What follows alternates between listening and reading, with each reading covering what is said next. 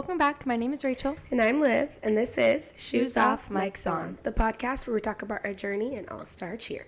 How was your weekend, Rach? It was so fun. What did we do? We had our first 2-day comp. What? It was exhausting. It was very exhausting. I would say I'm still recovering. Same. Yesterday I was so sleepy the whole entire day. I had to go to work I had to be there at 9. In the morning? I wasn't supposed to be there till later, and then I had to go in early. Yeah, I had to be at my work at 8. A tragedy. I wanted to cry. Yeah. Well, we're just going to kind of recap our first 2-day comp weekend. Lots to go over, lots to discuss. Some good times and bad. Yeah. And here we go. What was your standout moment of the weekend? Standout moment. Oh, we were backstage waiting. I had met with Jules. She had to meet with Royals for no, you guys are going over the score sheets. Yeah, score sheets. Anyways, I took Jules and we were waiting backstage for awards. We were back there 30 minutes early. And so they were just sitting on the floor playing games and whatever.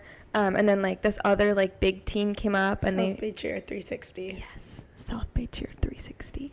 And they were all playing games together. They played little Sally Walker, and it was cute. It reminded me of when I cheered, so it was fun. Yeah. Little friends. Yeah. What do you feel the biggest difference between a 1-day comp and a 2-day comp is, other than 1 day and 2 day? Obviously physically you're exhausted after, because we got up on Saturday at 3 in the morning because we had to be in Roseville, which is 2.5 hours away, at 8.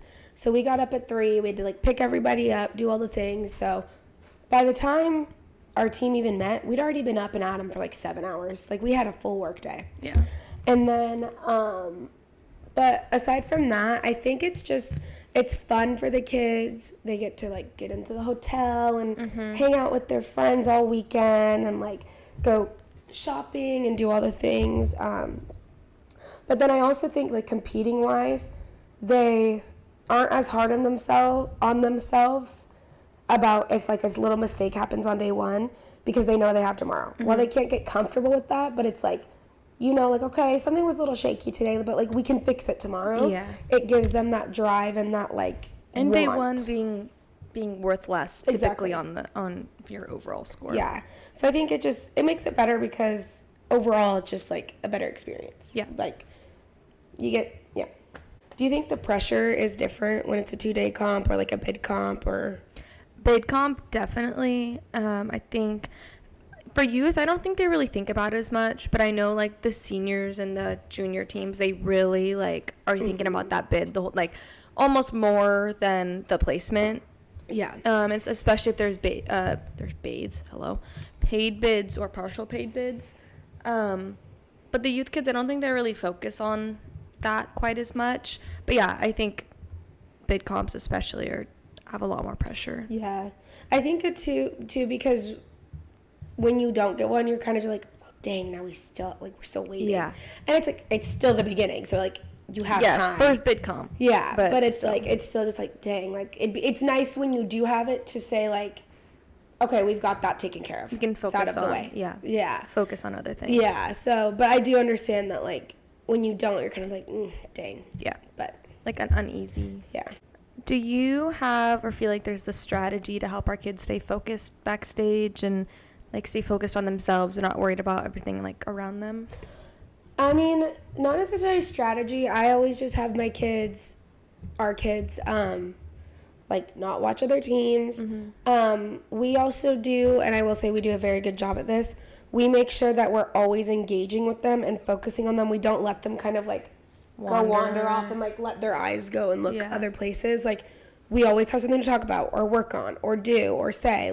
We're always engaging with them and just making sure they are focused on us. We talked about this with all teams a lot this weekend, that you have to stay in your own bubble, because it does get overwhelming back there. There's so many different teams. It's loud. It's crazy. Like, you have to stay focused on your own team. And I could see the difference on day 1 and 2 for Jules. Yeah. Day 1, they were looking around. All over the place. They were, like, their warm-up was just weird. Like, their pyramid, they were changing things. Mm-hmm. They just looked like they'd seen it. Like, they were just like... Yeah. And then day 2, we were like, just focus on me and Rachel and each other. You don't need to look at anybody else. Mm-hmm. I think, obviously, like, sportsmanship-wise, like, say good luck and all that stuff. But, like, while you're doing your skills, just focus on us. No one else is watching. They don't care. Yeah. Worry about yourself. On themselves. Beautiful warm-up, beautiful performance. Yeah. So, Agreed. I think it makes a difference on just focusing on your team and staying in the bubble. As a coach, how were your nerves and, like, internal thoughts? How did you feel going in? I was really nervous. And I don't really know why. I'm never really nervous. And it was the same thing when I was an athlete. Backstage doesn't scare me at all. Mm-hmm. I'm fine backstage. It's the moment you get to those stairs. The moment I see the staircase and it's just like, I'm like, my insides are turning. Like, I don't know. It's so scary. But also it's like, it's, as a coach, it's like, once you reach that staircase, there's nothing else left. Like, when you're backstage, you can kind of, like, if there's mistakes, you can talk them through it or, like, help them or whatever. But as soon as you get back there, it's going to be what it's going to be. And, like, there's nothing left for you to do. I forgot the question. How were your nerves and internal thoughts? Oh, yeah, I was really nervous. My internal thoughts were fine. I was just, like, honestly, I don't think I really have thoughts when I'm back there. It's kind of like static in my head, like, when we're back there because I'm so nervous. Yeah. But I think like you said, I get most nervous when we get back there. And then when we're standing before, like, when the team in front of us is in dance, mm-hmm. and we're waiting to go in front of the stage, that's when I get, oh my God, I'm going to die. Yeah. I'm going to die. And then when I get to the stage, I'm like, okay, they're fine. Unless it takes really long. Then I'm not fine. But I think I just get nervous. Yeah. I just get anxiety. Yeah. That's okay. I'm working on it. How do you think our team, our, like, program in general, like, how do you think they do with applying corrections and applying things that we tell them from the score sheets from day 1 to day 2? Like, how do they improve their performances? I think pretty well, because we always tell our kids, like, use this as a cheat sheet. It's like a spelling test. You get the words before you take your test. We're giving you the answers. It's your job to study them and learn them and understand what they're saying. So I think us kind of putting that in their brains of, like, they know how to do this stuff. They just have to do it. Mm-hmm. It helps a lot. I think this year we sent them their score sheets the same day. So they got to, like, go into their rooms and read them themselves, and, like, rather than just, and then, like, when we got to comp, we were able to be like, okay, who remembers what your tumbling driver was? Who remember what your stunt technique was? And, like, all of them knew right off the bat. Yeah, like they wanted to make the changes. Exactly. They weren't just, like, reading a correction or, saying, yeah, we know. Yeah. Yeah, it was like you could tell it made a huge difference. Yeah. And it was really nice. You could tell in the score, you could tell in their performance, you could tell in the energy, like, everything about it. And I think it made our jobs easier, because we didn't have to, like, over-explain and over-say, like, well, you did this because of this. They were like, I know, I need to point my toes, and you get my chest up. Yeah, so, like watching the video while reading the corrections. Yeah, so I think that made it a lot easier. Yeah. How was our parent crowd and everyone this weekend? Like, did you have any experiences? I, from my perspective, thought they were loud. I did too. I heard a couple of comments from other parents that were saying that, like, the first 2 performances, like the first ones of the day, there was a lot of, like, recording and like a lot of, like, it was mostly like, we don't want you to get a deduction or for holding things up in the air like that. But I think once people kind of got back in the groove of, like, this is how we do it. They've been trained on how to cheer for our teams. I think it kind of, like, switched. But I think it was pretty good, though. It sounded loud, in my opinion. I thought it was pretty loud too. Yeah. But maybe I was just I thought it was loud. I mean, we're kind of in like a spot where it's like the music's in front of us and people like we're in the middle of it, so I don't know really how it sounds like to an outside perspective or being on the floor. But were there any athletes you thought stepped up like as leaders this weekend, like emotionally, physically, like helping littles or? I think our gym as a whole was very connected this weekend. Like at Lady Airs and Majesty's Awards, like it was so cute. Were you up there for this? Maybe. I'll send you the picture to insert. But they had Lady Airs was like in a circle in the. Oh yes, I was there for this. They were. That's our youth one. They were in a circle in the middle, and Majesty was in a circle on the outside of them. And like when it was Lady Airs Awards time, they had like their hands on their backs, and it was just so cute. I think our gym as a whole is pretty connected. Like, I didn't just see kids from like their own teams hanging out. Like I saw kids from all teams all hanging out, which was really nice. I think. What was the question? Any leaders that stood out I to had you? a brain fart. I think I'm giving a shout out to Aria on Royals because save of the century in Pyramid on day one, that was insane. Yeah. Like, insane. And she stepped up to say, like, I'm not coming down. And I was very proud of her for that. But yeah, I think it was just overall, like, a very connected, and same for us coaches. Like, we were all, like, there for each other and, like, each other's teams. Yeah, like, we all, like, were going over each other's score sheets and be like, yeah, I got that. I see that. Like, it was really nice. Yeah, I agree. What are you proudest of from this weekend, or most proud of? I am most proud of all of our team's recoveries if things went wrong. Yeah. Like there was some moments where it was like that wasn't their best like element, but they kept going and they didn't let that like take out all of their energy. And even the comments on the score sheet, like they reflected that. They were like, you know, although there was this happened, you recovered well. Brooklyn, her shoe flew off in our day one, our elites, which is like the halfway point in our routine. Her freaking shoe goes flying, and it was like not a beat skipped of like, okay, we're just gonna do this with no shoe, like, you know, it's fun. Do everything else, and everything else was pretty good after that. But yeah, I think just the recovery from everyone and keeping their energy high, finishing strong. Yeah. I was proud that I think everyone's scores went up from last week. So I was proud of that. Yeah, improvements. Or not last week, last 2 weeks, whatever. Yeah. Who got a bid?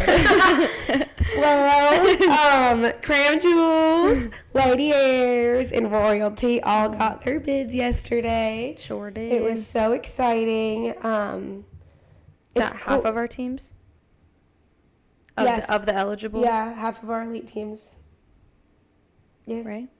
We're halfway there. Yeah. Whoa. It was like we were just talking about. It's nice because we don't have to worry about it now. It's out of the way.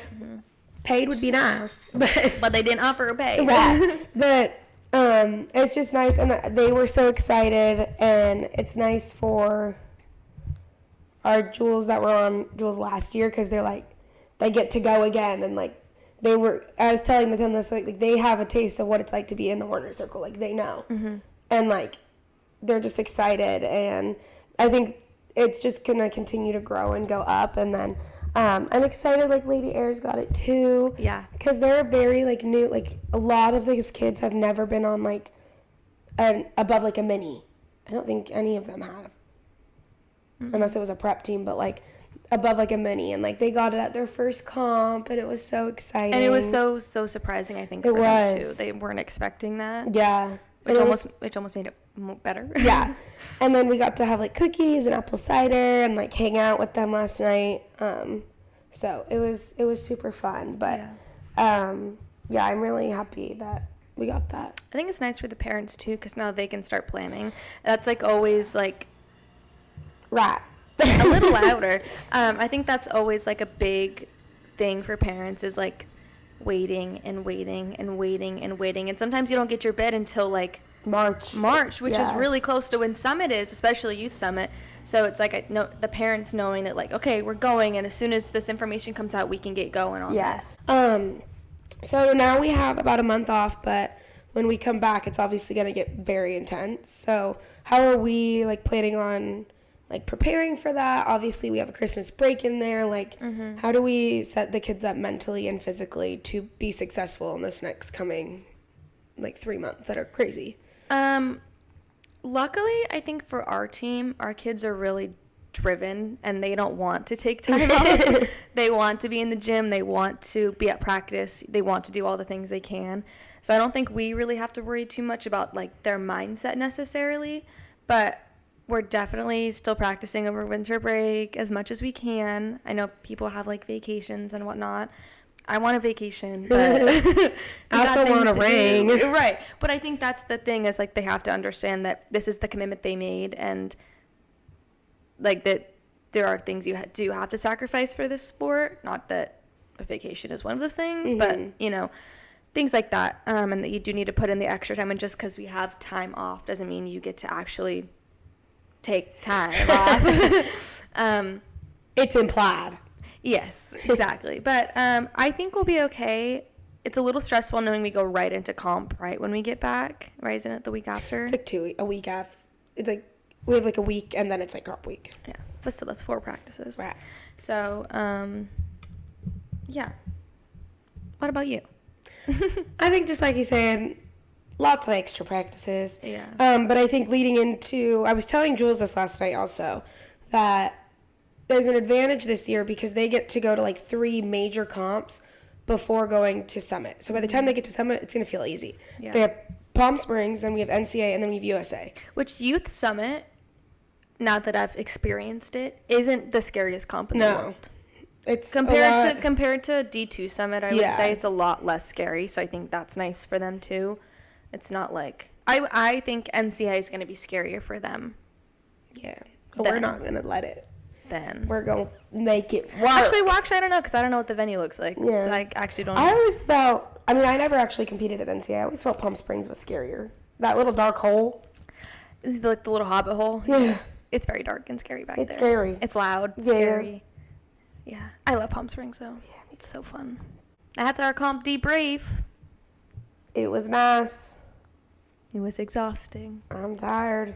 I'm going to go get me a Christmas tree. Yay. I wanted to do it last week, but it was comp week, so I had no time.